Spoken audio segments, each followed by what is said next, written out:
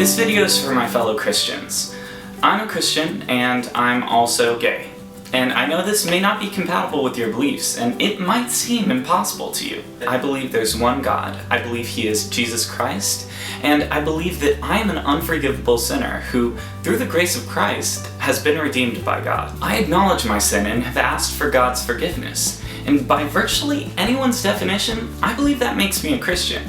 I also freely admit that I am gay. I spent many years trying to literally pray the gay away.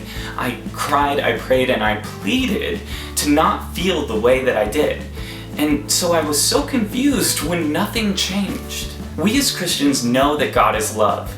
We also know that He recognizes it's not good for man to be alone. Would God then, our God, really make some people in such a way that it's not possible for them to fulfill His desire for their lives? I believe the Bible is inerrant. I believe that it's we who've erred in our interpretation of it. It's kind of frustrating because as a straight person, you kind of have to take it on faith that gay people can't change and it's not a choice that they've made. But I also know that there is no way that I would have chosen this for myself.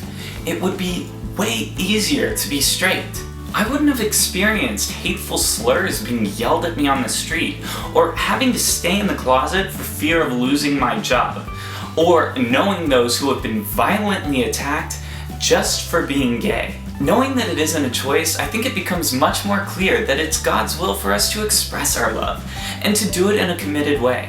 I can't wait for the day that I marry the man of my dreams.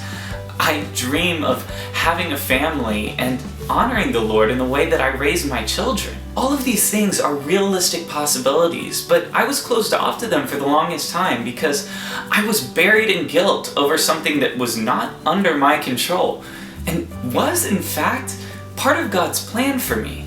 I believe that expecting gay people to be celibate or form an unnatural relationship with a woman is both against God's nature and His will. Gay marriage is part of the solution to Christians' gay problem.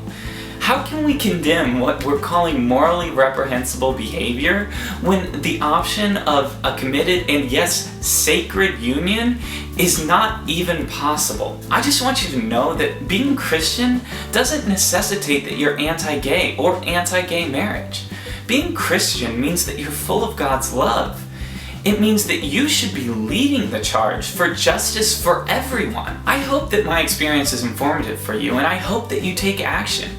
Support those who don't have the rights that you have. That's good Christianity.